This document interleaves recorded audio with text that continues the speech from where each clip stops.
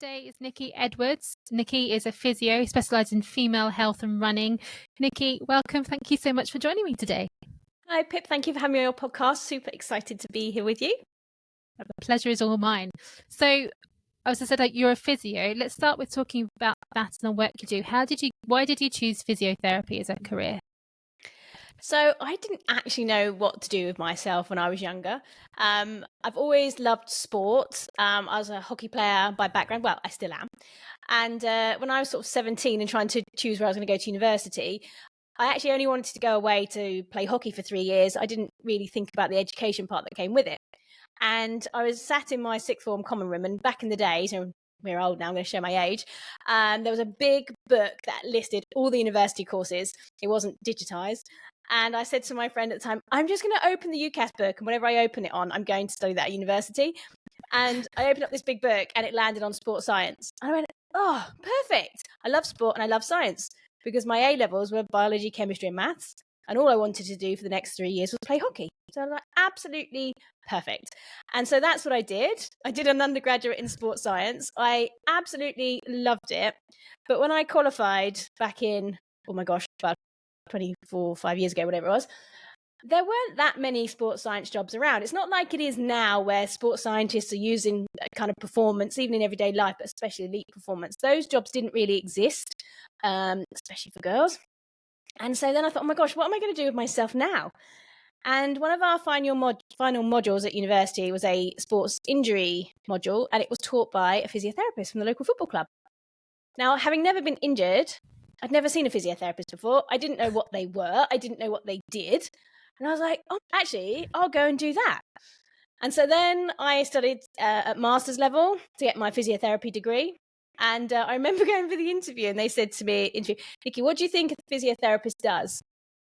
And I was a little bit stuck, because all I thought about was sports injuries. I had no idea of the kind of wide realm of physiotherapy. I didn't know that physiotherapists worked with musculoskeletal injuries, with neurological problems or respiratory problems, pediatrics. Nothing. I knew nothing. But thankfully, I had a good undergraduate degree from a good university, and they liked me. So they let me in. And Well so done. it wasn't really a passion project. It was like a really one of those, gosh, what am I going to do with my life type things. But the bonus was I spent 5 years at university playing hockey. So it was a bonus. It was like a win-win all round. I had an education and I had 5 years of high-level hockey. So it was absolutely fabulous. So basically your plan worked and everything is said and done. Exactly. Brilliant. Exactly. Now, I love how you said that you thought that all physios do was sports injury. You'd never seen a physio, because obviously people don't know this, but you have had such a share of injuries and traumas and operations. And despite all that, you have invested in running marathons, and you run so many marathons. So let's just talk about that. What started you on the running is the first question. So when I was about to turn 40, I was at a hockey end of season dinner and a little bit tipsy, a few too many shots. And I said, oh my gosh, this is my last hockey season in my 30s. I'm getting old, as you say at the time. And my friend was like, oh, what are you going to do to mark your 40s? You need to do something important. Do you want to skydive or bungee jump or anything like that? I'm like, absolutely not. I said, but I do want to climb Kilimanjaro, because I'd flown over it on a holiday once and I'd seen it in the distance. I'm like, oh, I'm going to climb that one day. And so that's what I decided to do. Now, in my drunken idiocy, decided that that wasn't a big enough challenge for my 40th birthday. So I decided that I would do 40 sports events in my 40th birthday year, culminating in this Kilimanjaro climb. And the rules I kind of set for myself when I was quite tipsy was that it had to be a minimum of a 5K.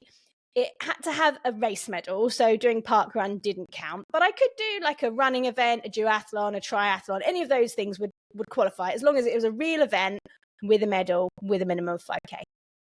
And so then I was kind of investigating what I was going to do for these sports events. And the London Marathon was having the 40th race in my 40th birthday year. So I thought, oh, okay, it's meant to be. Like, I never wanted to ever run a marathon. I actually worked at the London Marathon as a physiotherapist, as a volunteer previously. And I watch everybody running by and I'm going, you're an idiot, you're an idiot, you're an idiot. Like, I had no idea why anybody waste their time training to run miles and miles and miles. I'm like, that's amazing. You're all crazy. I am now one of those crazy idiots. but not only once. I've run the London Marathon 5 times. I've run the Berlin Marathon, the New York Marathon, and coming up this year, I've got the Berlin Marathon again and the Chicago Marathon. So it's become possibly a healthy, dare I say, addiction. And I really got into it, and it kind of changed my outlook on things, because being 39 when I took up running, I had a young family, I had a business to run. I'm like, what am I doing? How am I going to find the time for this? So being a little bit geeky, the kind of sports science therapist in me thought, right, I'm just going to look up the science and follow that. And so that's what I did. And when I started investigating science, most of the research that I found about running and training and how to get stronger and faster was all based on like healthy young men, lots of 20-year-old men, which is fine. They're a nice, easy population to study. They're very homogenous. They have very sort of steady hormones. So from a science perspective, they're a very easy group to study. But I don't have the same hormones as a 20-year-old man. I've got estrogen and progesterone going crazy in my body, and that impacts training and performance. And then especially kind of getting, I was 39 at the time, I'm now kind of almost 44. Again, your hormones change throughout life. And I'm like, I'm getting on a little bit here. So then I investigated research based on women only. And there wasn't very much out there at the time. There is more coming now. It's becoming more of a topic that's been investigated. More money has been investigated into female research, which is absolutely fantastic. But there wasn't very much at the time. So I've been spending all my time trying to gather all the research on female training and different ages if possible, and kind of using that to train smarter and not harder, because lots of the generic training plans were telling me that to run a marathon, I need to run 4 or 5 times a week. And I was like, that is not going to happen in my life. And if I try and run that much, I know what I'm like, I'll get injured because I'm like getting on a bit. And so that's where my kind of passion for sort of female specific kind of training really came into place. How can I do this really, really efficiently in the least time possible, but still absolutely smash out a cracking time? I love that. But also, I think the point you make about women's health is so, I mean, we're hearing more and more about it, and it's one of my little soapbox rants. But the lack of research on women, even drugs and, normal behavior because of these damn hormones that we have. Outrageous. I mean, it's like it comes to a revelation that women have hormones after all these years. But anyway, so I love that you took it upon yourself to learn, and obviously with your background in science as well as physiotherapy and the breadth that it covers, it's given you a really good platform to do that. But I also know, is it in your first marathon where you had just given birth? Is that the first one? So was that something different? So my first marathon was the virtual London Marathon in 2020. So it had been sort of shifted. And because I didn't really want to run this stupid marathon anyway, I was sat at home in a fancy dress costume, not wanting to leave the house because it was pouring down with rain. I had to run around my local streets all by myself. And I was running for charity, and it was really, really important for me, this charity. I run for Children with Cancer UK. I have done ever since I started doing marathon training. And because sadly, my daughter's friend died of leukemia just before his 8th birthday. So this is really, really important to raise money for this charity, to help support research specifically for children. A bit like how with my running, I'm looking for research specifically on females. Children with Cancer are investing money into research specifically on drugs for children, because cancer treatment is cruel. And lots of the drugs that they're using on the children are just smaller doses of what they give to adults. And children are not small adults, so they need different drugs. So that's why it's really important. But sorry, I digress. But so I was sitting at home feeling sorry for myself, and I'd posted my route on Facebook the night before, and I told everybody that I was setting off, I think, at 8 a.m. in the morning. And I didn't set off at 8 a.m. And a friend messaged me and said, "Where are you? You're supposed to be coming by my house right now." I was like, oh, shit. Okay, fine. So I left the house. I'm on Facebook Live. And I'm like, sorry, I'm late, everybody. I am coming. And I ran a route around our village to start with. I went to every child's house in Daisy and Sam's class and took a socially distant selfie dressed as a sunflower because that was Sam's favourite flower. Aww. And the children all had pictures in their windows of sunflowers for Sam, which was really, really awesome. And then what was the nicest thing, and this is what you find with kind of the running community, so many people actually came out and ran with me that day. So one of the school mums, her husband's a runner. I didn't really know him. He's like, Nicky, I'll run the first bit with you. So he ran a few miles with me until I got to the neighbouring town. And then someone from my hockey club, she's like, my husband's a runner. He's going to come run with you now. So then he ran with me for the next bit. And then I got to the hockey club and I ran around the pitch a few times because it was the children's training. They could have small group training at the time. So then I'm running around. I'm like live on the BBC's like gallery wall thing with all these kids going, you're running the London Marathon, kids. This is really cool. And then other people joined me for the next bit. Like, I think the whole day I was only alone for about 3.5 miles. I'm Amazing. like, oh my gosh. Like, I'd sat at home feeling sorry for myself. And then all of a sudden these people came. So that was really, really amazing. And I think knowing your why and the bigger picture, like, really, really helps. And then because of COVID, we all got to have a real place at the London Marathon. So we were all offered another chance to run in either 2021, 22 or 23. Now, because I was only running this wretched race once, I decided, right, I'm going to do it in 2021 and just get it over and done with.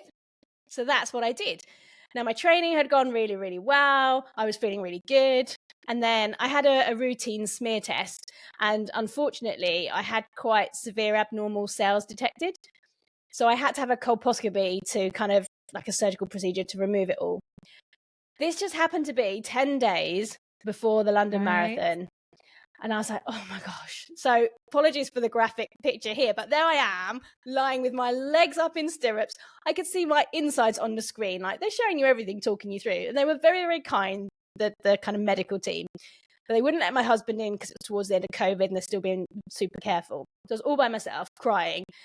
And I'm like, don't worry, Mrs. Edwards. Like, if it is cancer, we've caught it early. You're going to be just fine. I'm like, no, I'm not crying about this. I've got the London Marathon in 10 days. It's like their faces were a picture. Like, people thought, who is this nutter? It's the shock. Like, it's the shock. Exactly. And they're like, like, oh, no, you can't do that. You can't exercise. You can't run or anything. You can't do anything until 4 weeks after the procedure or longer if the bleeding hasn't stopped. And there I am still crying. And I kind of had this light bulb moment. And I'm like, is it okay to walk? And like, oh, yes, walking's fine. Keeping gently moving is absolutely fine. I was like, oh, cool. And then I calmed down. And I think they maybe kind of thought what I'd been thinking. And then the doctor was a bit like, you can't walk a marathon. I was like, oh, just you watch me. And that is exactly what I did. I walked the entire London Marathon from the very first step.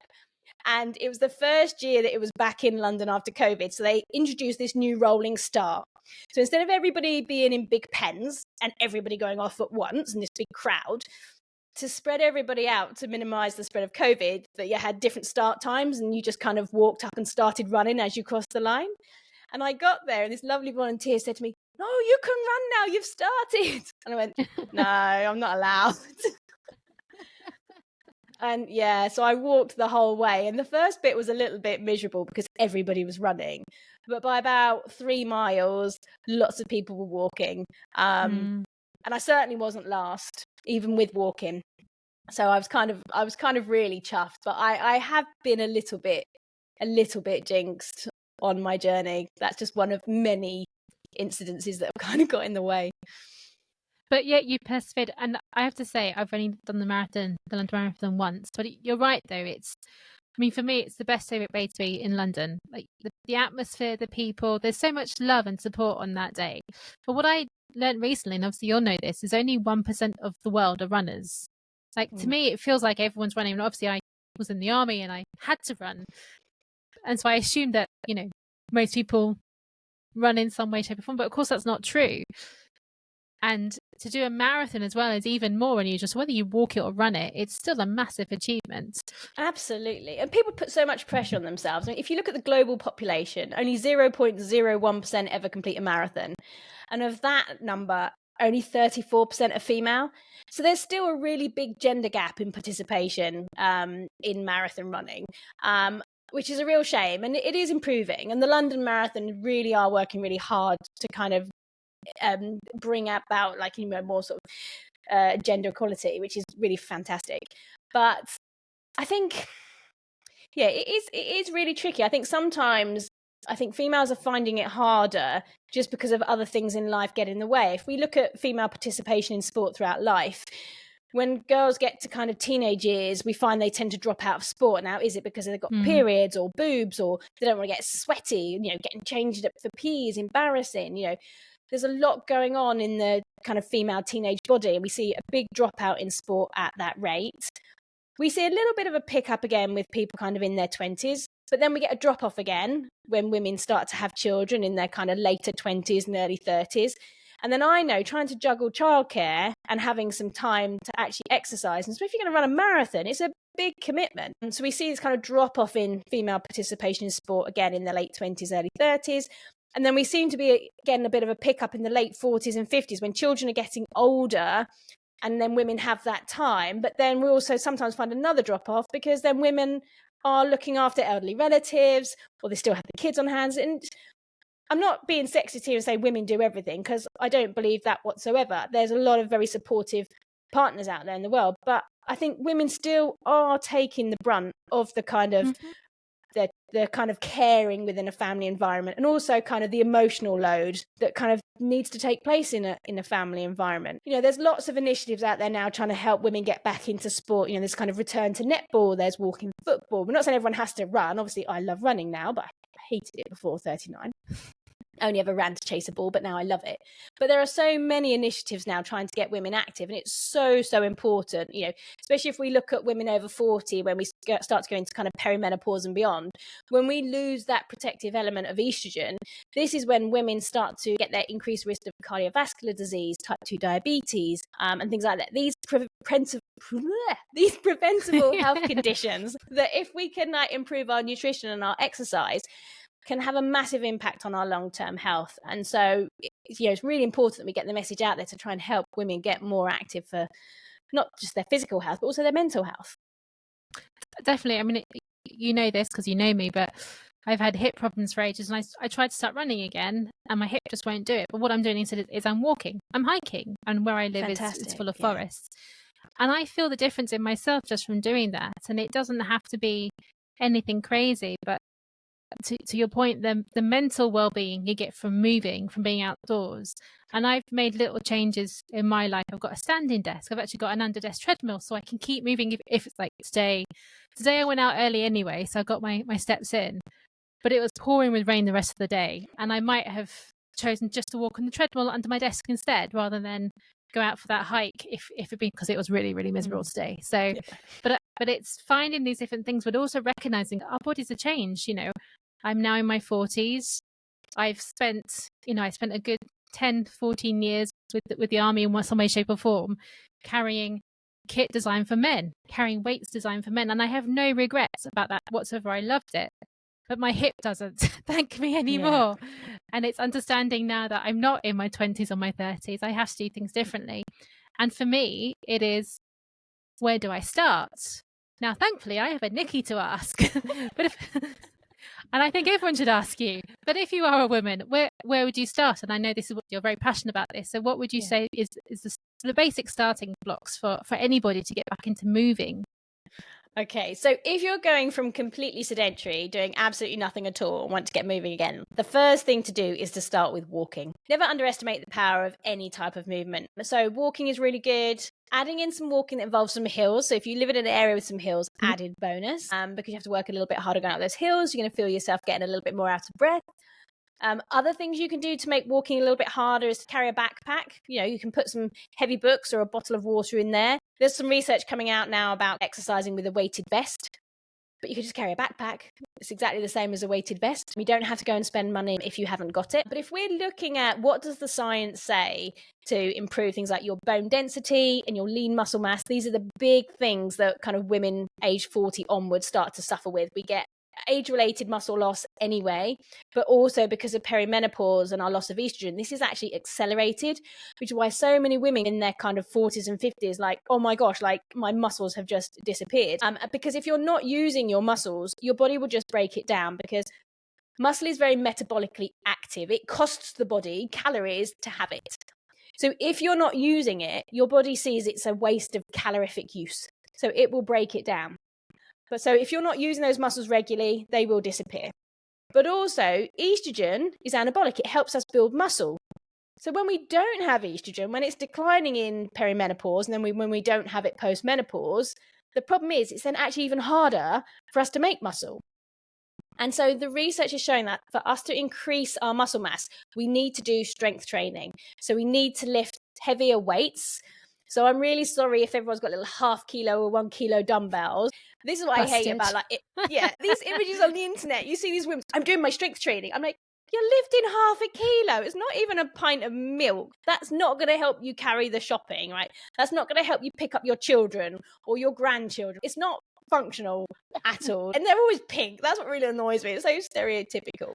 But we need to actually lift heavier weights to make a difference. Like lifting 1 kilo isn't going to really do anything for you at all. So you need to lift a weight that ideally makes you kind of fatigue at like kind of the first round, kind of 8 to 10 reps, but then lifting something really, really heavy. So by the time you lift it for like the 3rd to 5th time, you're like, I know I've lifted that. And you know, ideally, if you can go to a gym, fantastic, but that's not an option for everybody. But what you can do is get some of the 4 pints of milk, you know, the really big ones. Obviously, drink the milk, use it. Then fill it up with liquid or sand, make them really heavy, and then you can use those as dumbbells or do step-ups, some squats, holding onto those and a backpack. Like really load yourself up, because without the estrogen, you don't have that anabolic stimulus to make new muscle tissue. But the science has shown that doing strength training, lifting heavy weights, gives you that anabolic stimulus. And the other ways that you can do it is to do high intensity interval training. Now, there's lots of people on the internet that are slamming this and going, oh, as a perimenopausal woman, don't do high intensity interval training. It's bad for you. Your cortisol is too high. It's really stressful on the body. So if we look at the research on active women and women that want to build lean muscle and lay down some decent bone density, HIIT training is really, really effective. But one of the things I would say is never do this fasted. So there's lots of stuff as well about perimenopause and fasting. In an active woman, we don't want to exercise fasted because of our cortisol levels. So going through perimenopause, because estrogen is dominant, we tend to have more inflammation in our body. So this is why going through perimenopause, we tend to get more muscle aches, more joint pain. We're more prone to tendon issues, so things like tennis elbows and Achilles tendinopathy and plantar fasciitis and shoulder issues. So these are really common problems for women going through perimenopause because of that higher inflammation. But one of the things we need to look at is cortisol, because lots of people exercise first thing in the morning because that's kind of their window of opportunity. Now, cortisol is part of our circadian rhythm, so it's part of our normal sleep-wake cycle. So cortisol rises to wake us up in the morning, and then during perimenopause, it's higher anyway. And then if you add in exercise stress to that, it goes even higher. So this is why you've got your influencers saying, don't do HIIT, your cortisol's through the roof. But one of the things you can do first thing in the morning to reduce your cortisol is to eat something. So we break the fast. So when you wake up and your cortisol is high, naturally a bit higher if you're going through perimenopause, eat something, it brings the cortisol down, then you can exercise. So you're adding in a bit of stress, you're raising your cortisol, but it's still within reasonable limits. It's still within the limits that aren't going to cause you any harm. This is normal. So if you are going to exercise and do HIIT, it is really beneficial for you, but please, please, please don't do it fasted. And so many people say to me, oh my gosh, I can't eat in the morning, the worst thing ever. So what I would say is you can train your body to get used to eating in the morning. So I'm not saying you need to get up and have a huge breakfast before you exercise. But if you can wake up and literally have a couple of bites of banana, just something to break that fast, but also to provide you with some readily available glucose to fuel that exercise, you're going to perform really well. You're going to get that lay down that strength, that muscle tissue that you need, and reduce the inflammation. Love it. And do you know what? This weekend I was out for one of my mini hikes, and I was feeling a bit naughty, so I went to the cafe first and had a lovely bagel, and I had a little cake, and I went on my hike. And I only did 10k, so I'm doing 10k leaps. Don't say only and don't say naughty. We need to take that out of the vocabulary, okay? True. Having nice food is not naughty. All food in moderation is absolutely good. That's true. Only is not an only. 10k is epic. I stand Appropriately told off. Thank you, Nikki. So I had a well-deserved lunch before I went on my hike, which was an impressive 10K. I'm reframing it all. But this was the fastest time I've done. So my current aim is to get back racing to army pace, where I used to do 8 miles in 2 hours carrying my bag. I've set that as a target, so it's something I know I could do. And so it feels a good, solid target. And I didn't do that this weekend because, I'm working on my hip. But I was like 15 minutes faster than I'd done previously. And I'm 100% sure because I was fueled correctly. Whereas normally in the morning I go out first thing and maybe I'll have a banana. Well, I do since I spoke to you. I'll have a banana. But it's still not the same. It's training your body to understand what it needs and when it needs it. But reflecting on how much difference being properly fueled made to my 10K versus my morning ones, where I don't quite cover as much, or if I do a 10K, it's just not as fast at the moment. So it's a really, really good point. It's so important that we fuel what we're doing. Like, so many women have disordered eating patterns, and it doesn't have to be, when people think about disordered eating, they think of the extremes. They think of the anorexia and the bulimia.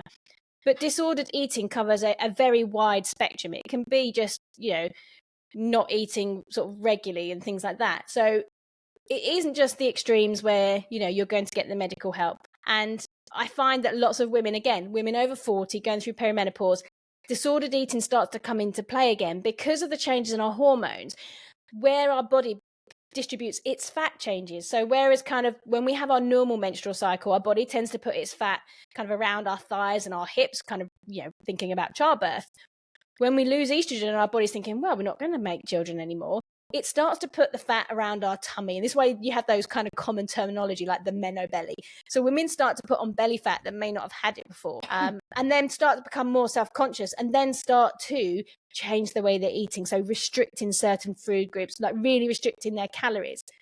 But the problem is, when you're restricting your calorie intake to like 800 calories a day, my child can't survive on 800 calories a day. Like, our body needs more than that just to function. If we were like lying in a coma, we're going to use more than 800 calories just to stay alive. So trying to go into this massive calorie deficit is putting additional stress on the body. Your body thinks it's starving. So everything you put into it, it's going to hold on to. It's going to store everything it can, because we're designed for survival. So disordered eating is a real issue. And you wouldn't expect your car to get from A to B if you don't put the fuel in it. Food is fuel. We can have like really nutritious food. We can have the treats that we enjoy. It's all fuel. But it's making sure that we don't overindulge in certain things that aren't as healthy. But having the occasional donut is not going to do any harm. Like when I finish here, waiting for me at home as a treat is a nice cinnamon bun. And I'm going to enjoy that. And I'm not going to feel guilty about it. But I have done in the past. If you look at pictures of me from before, having my little boy probably saved me, because I was in a real disordered eating pattern and I was so underweight. And even when I was pregnant with him, like kind of hush from like the midwives and oh my gosh, she's like so skinny and she's pregnant.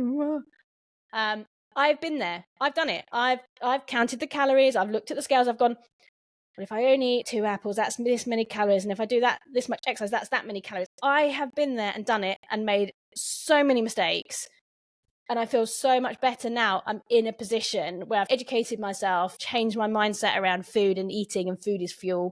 I can eat for pleasure without feeling guilty. But I know that if I want to be healthy, to be able to look after my children, to chase them around the park, to run marathons, to run ultra marathons, I need to fuel that. And that's something that so many of us get so wrong.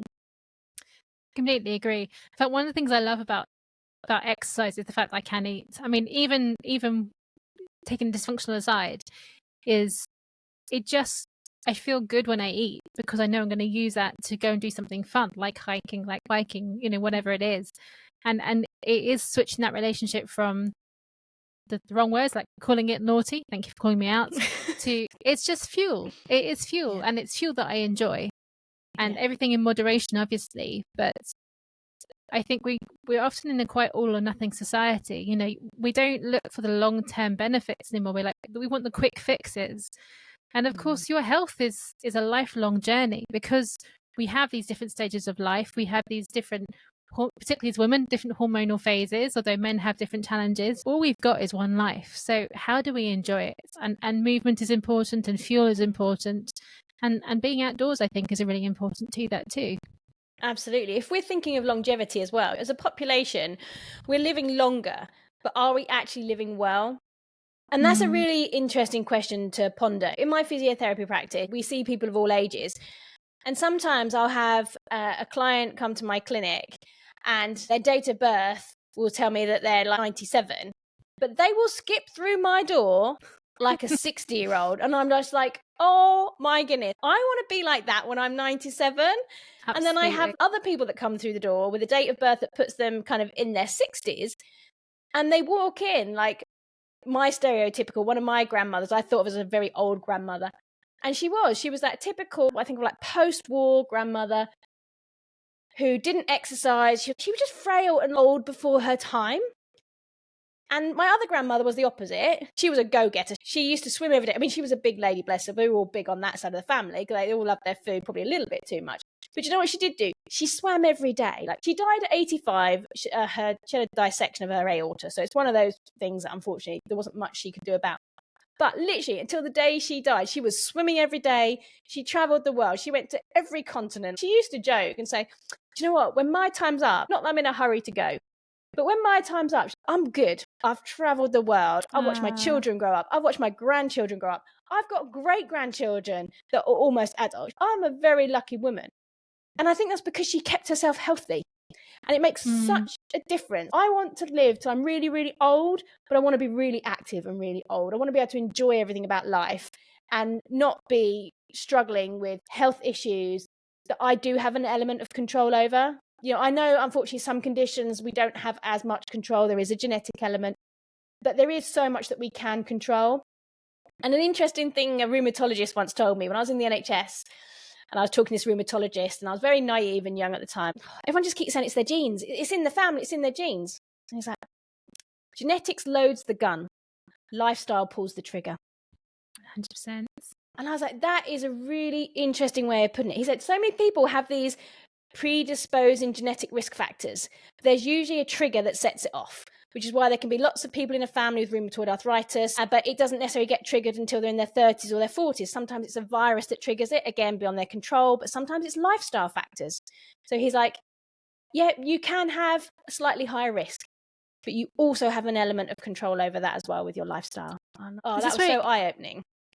Well, it's sort of funny. It ties into the neuroscience stuff I've been doing recently, which is essentially people go, oh, they're hypochondriacs, they think they're ill. But there's a certain element of you can think yourself ill because the way the brain works, the brain doesn't know what's real and what's not real.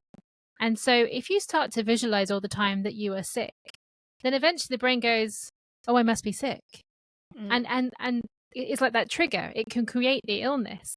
And I think it's something that we don't fully understand yet, and this is why I love neuroscience, is we're understanding more and more what the brain can do, but you know how it ties into our well-being and our health.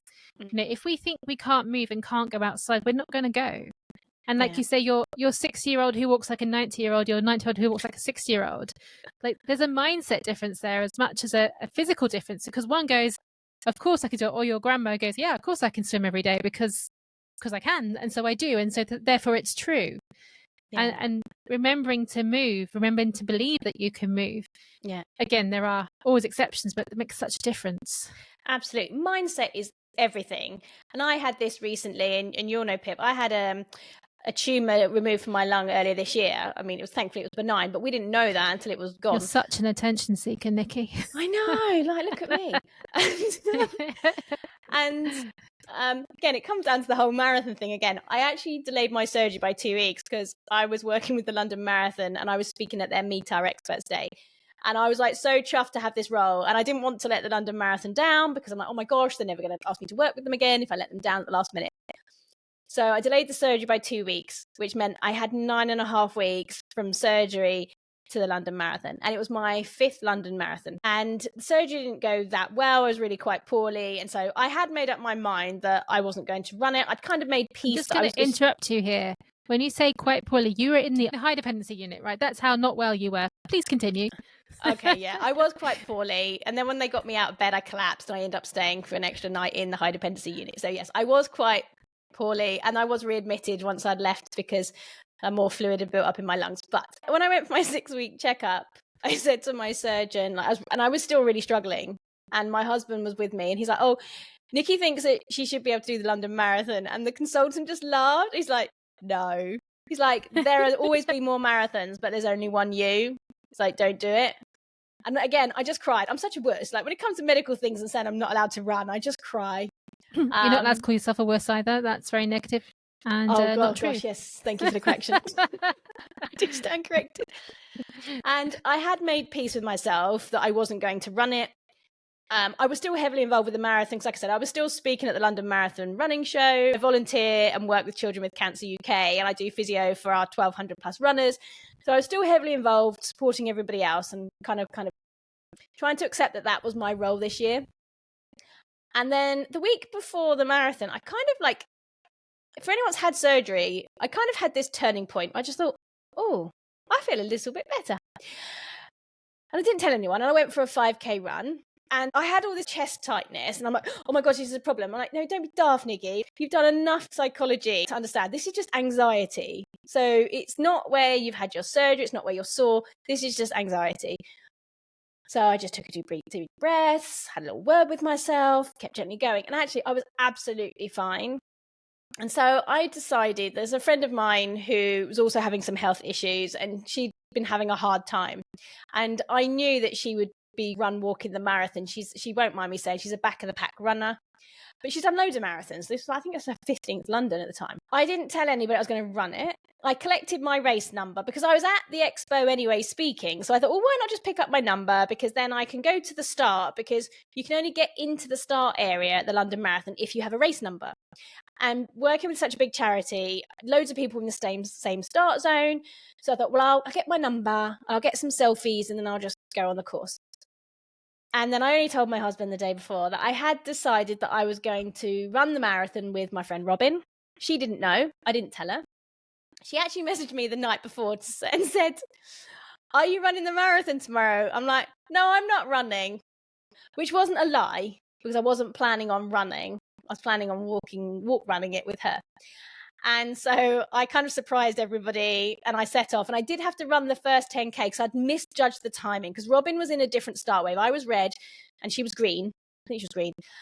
Either way, we're in a different start point, and trying to find somebody that doesn't know you're trying to find them amongst 50,000 people was really hard. It's worse than needle in a haystack. I mean, I don't really know what I was thinking. I don't think I'd really thought about it. And on the tracker apps on the London Marathon, you only see people when they go over the timing mats every 5K. So I'm running and I'm looking at my app. I'm like, oh, sugar, she's gone through 5K.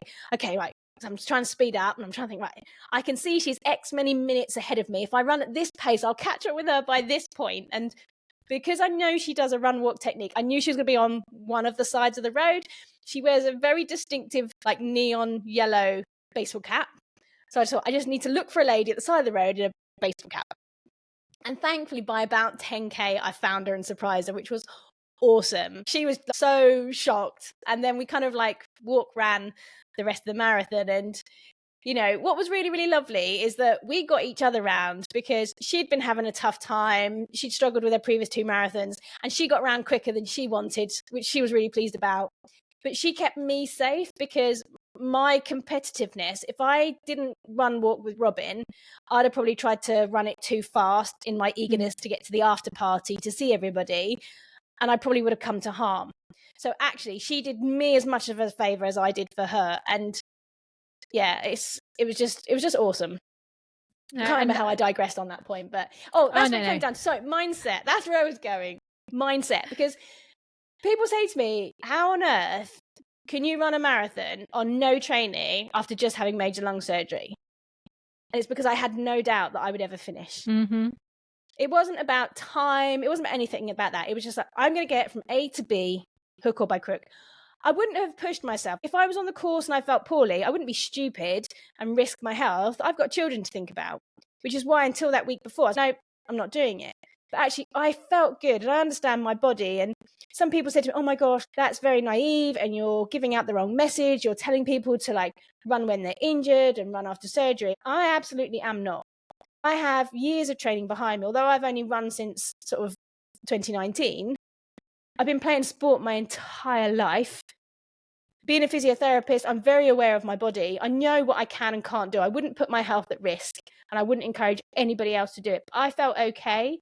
I listened to my body, but the mind is so strong. If you know you're getting there, you're getting there.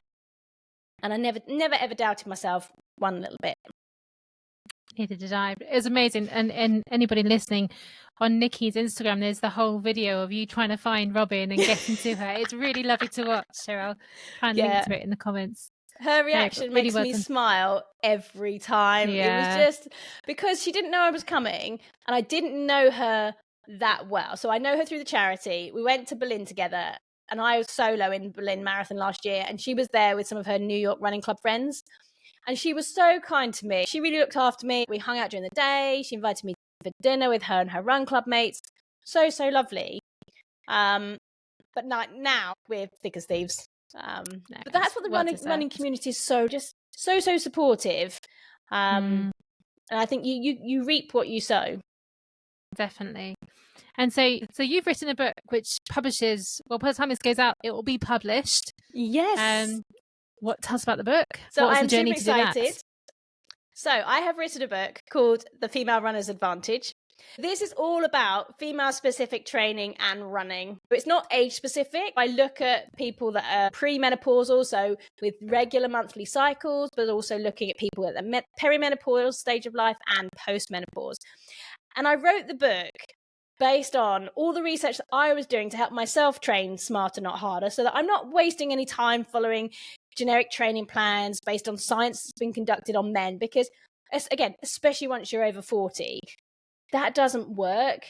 And what I found myself and talking to other women over 40 is things that work for you in your 20s and your 30s don't necessarily work for you anymore once you're in your 40s and beyond, because of those changes in hormones. And it is so blooming confusing.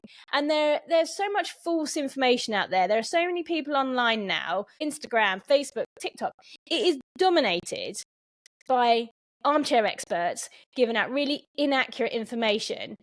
And because they've got a big following on the internet, because they've got, 100,000, 200,000 followers, people believe it. It's like, oh, well, if they've got that much following, it must be true. And we've all fallen for it, but I'm a bit of a geek and I like to fact check everything. And so I thought, right, I know this knowledge anyway. I was sharing this knowledge on my courses, but how could I get it out there in a really simple, easy to implement format? And so that's why I wrote the book. So yes, by the time this podcast comes out, it will be live on Amazon. Female Runner's Advantage. Exciting. So I'm super excited by that.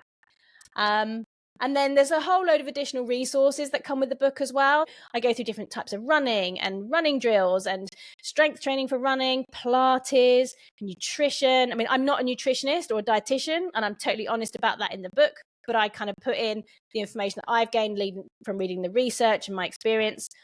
And so, yeah, it's all in there. It's all in the additional resources. So, yes, Pip, I'm guessing you'll link to it in the show notes. I will link to it in the show notes. Absolutely. Very excited for you. And who should buy this book? Absolutely any female. It's called The Female Runner's Advantage, and there's lots about running. But actually, any active female would really benefit from this book. It talks a lot about the importance of how our hormones influence our training at different stages. So whether we're at the early stage of the menstrual cycle in our hormone phase with the estrogen, and how when we're in that PMS type phase, how we've got higher inflammation, how we need to be kinder to ourselves. We've all had those days when we exercise, we're like, oh my gosh, that was rubbish. I've had a really rubbish day. Well, if you think about it, if you look at your cycle, it might be kind of like week 3 of your cycle, progesterone's really high and you feel like pants. And that's when you really need to be kind to yourself. So I talk a lot about why strength training is important, why flexibility is important, nutrition. So although it's specifically written about running, because that's what I talk about a lot, any active female would really benefit from this. Any run coaches, so men that work with female athletes of any type, really, really important. I taught a masterclass the other week and there was a male on the course.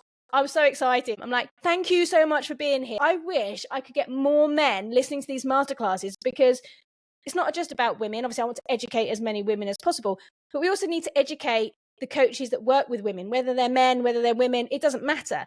whoever's working with a female athlete, be that runners, hockey players, netball players, football players, anybody that works with women needs to understand the female body. It's so, so important.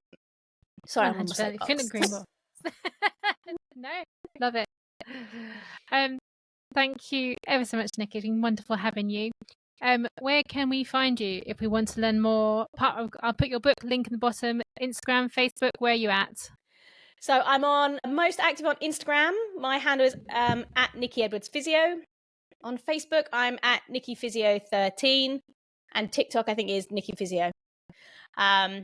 And also, I'm just launching a membership site as well. So for people that want to get lots of regular information, I'm posting things in there about female-specific training. We're having Q&A sessions, monthly masterclasses. I'm bringing in guest experts to speak about certain topics as well. So that's a nice sort of low monthly fee to come and join us in the membership site, where you've got a supportive community of women that can help you, so we can learn from each other as well. Like, everybody experiences things differently, and it's so nice to hear what works well for somebody. And different people have different challenges at different times. Being part of a more supportive community really, really helps. So that's all in there in the membership site, and that's linked in the show notes. We'll link it all. Brilliant. Thank you, Nicky. It's been wonderful having you. And thank you so much. Check out Nicky.